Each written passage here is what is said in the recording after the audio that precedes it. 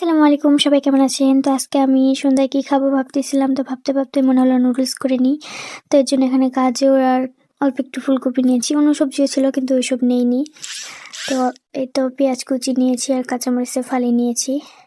এখন সব কিছু ভেজে নেব, হালকা তেল দিয়ে ভাজবো সব কিছু।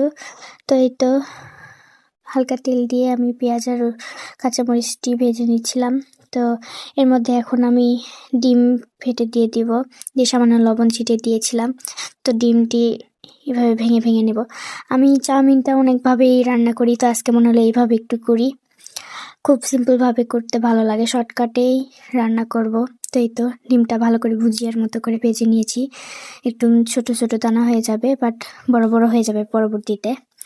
তো এই পর্যায়ে আমি এখানে গাজর আর ফুলকপিটা দিয়ে দিলাম, দিয়ে হালকা করে ভেজে এখানে লবণ আর কিছু শুকনো মরিচের গুঁড়ো দিয়ে দেব।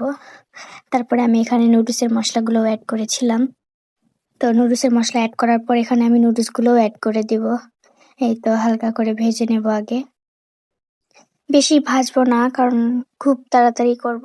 মনে হচ্ছিল যে এখনই খাবো, ক্ষুধা লাগছে, আবার মনে হচ্ছে একটু ভালো করে রান্না করলে ভালো লাগবে। তো এই পর্যায়ে আমি টমেটো সস আর সয়া সস দিয়ে দিলাম, দিয়ে এটি ভালো করে সেদ্ধ করে নেব। তো হালকা ঝেপে রাখার পর উঠালেই এটা সেদ্ধ হয়ে যাবে।